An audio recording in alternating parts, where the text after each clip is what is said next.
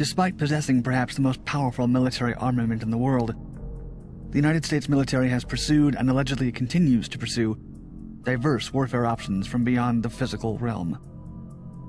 Among them, a $20 million program to assess possible uses of psychic or extrasensory perception activities, otherwise known as ESPA.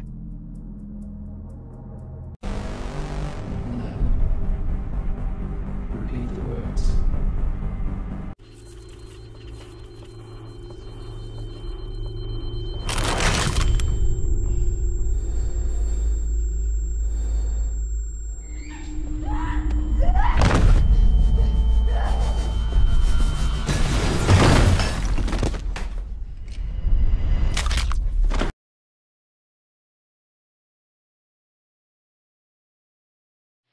"60 minutes. Rewind." Who among us hasn't had the unsettling experience of thinking about someone when suddenly the phone rings and that person is calling? Or how many times have we heard about a friend who wakes up in the middle of the night with a premonition, sometimes tragic, that later comes true? These psychic phenomena and others like them are increasingly the object of scientific research in the United States and around the world. 60 Minutes set out to chronicle some of that research.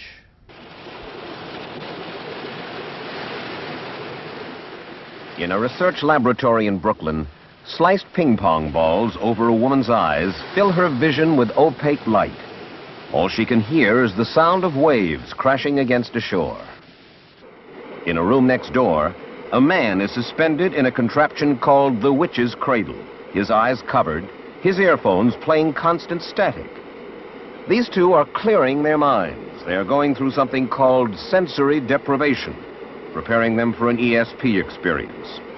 In the Soviet Union, a film tells of a Russian woman who claims she can move objects across a table without touching them by means of psychokinesis, the energy that pours out of her fingertips, a phenomenon that defies the laws of physics. Are these things real? Laboratory-controlled telepathy? Psychic power that can move physical objects? Real or not, they are part of a growing scientific interest in psychic phenomena.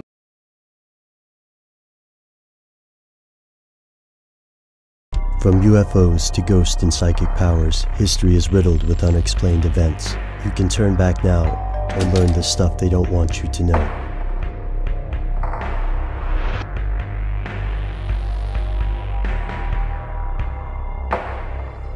Here are the facts. From the 1960s to the mid-90s, the US government spent millions of dollars training psychic soldiers. In a series of secret programs, these psychics tried to become the world's most dangerous spies. At the height of the Cold War, US analysts learned the Soviets were interested in psychokinesis, telepathy, and remote viewing. The US set up its own research programs built on earlier work from the Stanford Research Institute. Several agencies and universities conducted these operations, including the Department of Defense and Duke University. In 1995, the CIA abruptly terminated the project. They said it didn't work. So why spend 20 years on it? Why did the CIA take over the project and close it? What exactly were these people doing? Here's where it gets crazy. It did work, or at least some important people thought it did. They were willing to try almost anything. In Virginia, the spies kept a herd of debleated goats. When the would-be psychics weren't trying to walk through walls, they tried to kill goats with their minds. The operatives were trained to acquire Jedi-like superpowers, the ability to kill with a thought, read minds, and predict the future. Reports on their success vary. The statements of veterans and the official records do not match. According to the official records, the programs focused on remote viewing, an exercise where a psychic focuses on coordinates or a photograph and concentrates on perceiving details of the target. The results were surprising. Analysts found the program to be accurate between 20 to 35% of the time. This result is higher than what would be expected by chance. The psychic soldiers allegedly located kidnapped US officers, Soviet submarines, and a double agent. This success was common knowledge in Washington. Even President Carter recalls a time psychics located a plane crash in Zambia. Ex-KGB agents have said psychic programs may have prevented World War III, but it's easy to take credit for something not happening. Considering the low overhead, the results were impressive, so why was it closed down? The official story is that Congress and the CIA didn't feel the results justified the cost involved. To some, that doesn't make sense. The annual US defense budget is the largest in the world, more than 5 times the size of its nearest competitor. Several $million are insignificant in this context. Here's the strange part. Congress only investigated after a televised expose. The CIA only took over once the public caught wind. No one knows the extent of the program. All we know for sure is that the program disappeared once it was made public. Or did it? Rumors persist. Some people believe the program went underground to avoid the scrutiny of public operations. Without congressional oversight, black bag programs have no legal constraints. And sources insist the CIA still uses lessons learned during the Cold War. They've allegedly deployed psychics in Iraq, North Korea, and the search for Saddam Hussein. Foreign intelligence agencies simply cannot explain how the CIA knows what it knows. So, what really happened? Is Project Stargate another dusty relic of the Cold War? Or does it live on under a new name, hidden from the worried eyes of the public? Is it something they don't want you to know?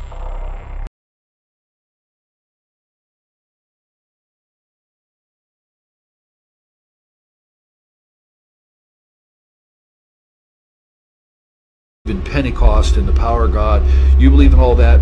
We believe in the Black Awakening.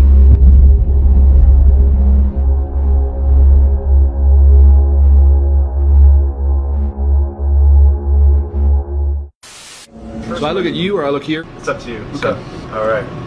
What is the Black Awakening? When we began to deal with them, I dealt with someone from Fort Bragg for quite a while and a few others. We're sitting in a lake, Conneaut Lake. They reached over and ripped open my shirt to see if I was wired, if I was wiring and recording them. And they were the most sophisticated satanic warrior type person. They knew 5-6 languages. They knew the ancient twilight languages. They knew how to conjure. They knew how to use Belteshazzar, Okwam, all these old Pictish languages of the Druids to summon. They are the real Luciferian. They've been through many human sacrificial things. So they sat there to tell me some of those things, what they've been involved with, how they sacrifice a human. I'm listening to all this stuff from them. And then they said to me, you have no idea, Russ, how many of us there are out there. How many satanic, they use the term, chosen ones. You have no idea how many. You have no idea what's coming. We smell Christian blood. We are waiting for our day. And when the call is given, millions of us will be released. And they looked at me and said, you believe in revivals and you believe in Pentecost and the power of God. You believe in all that. We believe in the Black Awakening, a multi-continental release of power to activate the program demonized, where they've weaponized the demonic powers to these super soldiers. Are they waiting for a specific time to unleash their power? Yeah, they are, because they have to do it at the moment the Antichrist is, like you read in 2 Thessalonians 2, that it's caught the echo, the restrainer is holding back the apocalypse of the Antichrist, the unveiling in his movement. So right now he's held restrained. Soon as he who restrains is removed, soon as that occurs, we have White Horse, the release of the Antichrist. Instantly, we have the release of the red. It says the whole earth. Arene, peace is taken from the whole earth, and all of a sudden, it doesn't give the details, but all of a sudden, on a global scale, people are released to begin to, and the Greek word is svadzo, slaughter, begin to slaughter people. It's used of animal ritual butchery to begin to slaughter individuals. That's exactly how they defined it to me back in the 90s. And we've heard this again and again and again. So that scenario fits the Masonic version of Chaos Before a New Order. It fits Father Meridon from the Cathedral of the Black Goat, his book, The Devil's Bible. It fits that scenario too. So some of the oldest, darkest occultists, the idea of chaos first, a collapsing of everything so that a new order can rise, that's all by design. And we've been given the heads up in prophecy, but all prophecy has boots on the ground. It'll all eventually happen. So I do believe that millions and millions of these trained, programmed, altered, demonized super soldiers. Whether we want to say it or not, they believe they're being raised to help bring the Antichrist in. When I was in England just a few months ago, their top guy that deals with SRA, Wilfred Wong, 25 years. So first time I meet him, I pull him aside and I said, "Listen, you've been doing this 25 years, yeah?" I said, "You know all about programming and demons, all that?" "Yes." I said, I looked right at him and I said, "Wilfred, why are they here in England?" Instantly, he said, "They are here to collapse our government. They are here to help bring in and usher in the Antichrist and a new order." He didn't know. He already knew. That's true in Germany when we were in Germany, when we went to Wedelsberg Castle. That's true in Poland when we went there. That's true in Switzerland. It's true in Canada.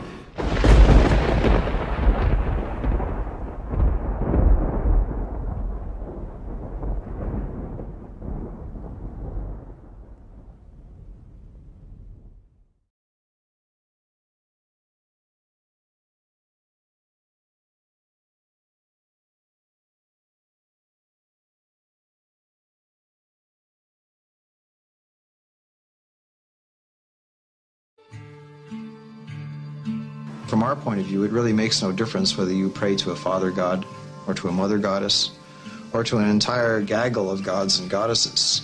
Michael Aquino was a high-level officer in the National Security Agency.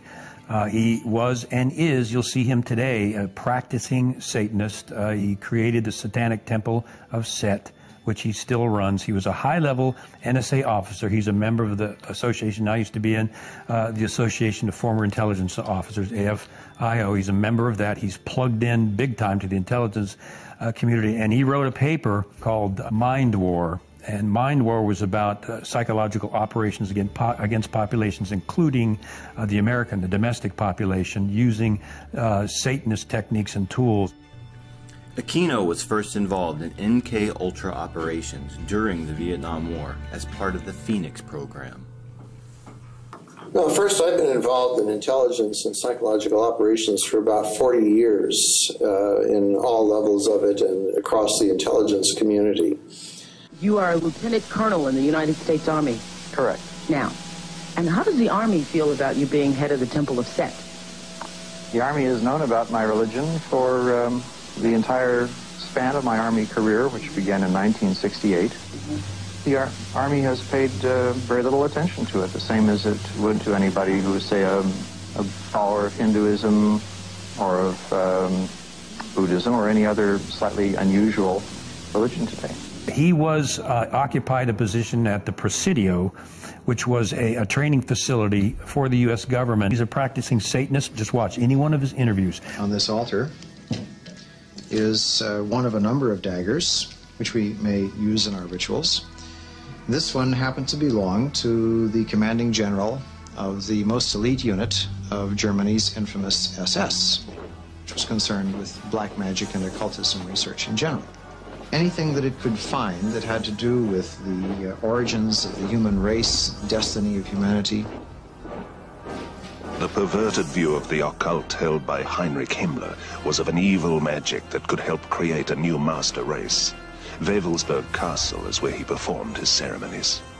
I have been to the Wewelsburg, which still preserves Heinrich Himmler's ritual chambers to this day, and have conducted a black magical ritual in the so-called Hall of the Dead beneath the Wewelsburg.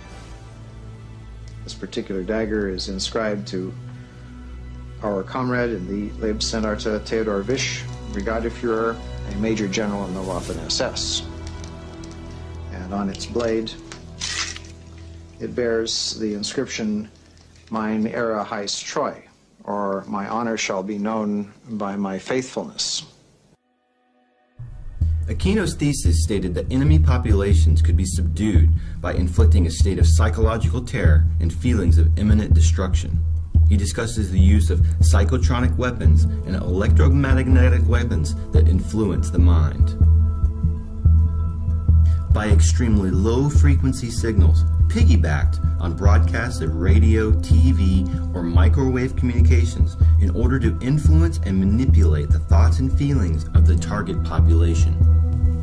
These ongoing MK Ultra operations are functioning as a counterinsurgency and infiltration operation aimed at destabilizing the United States and other industrialized nations. I give the CIA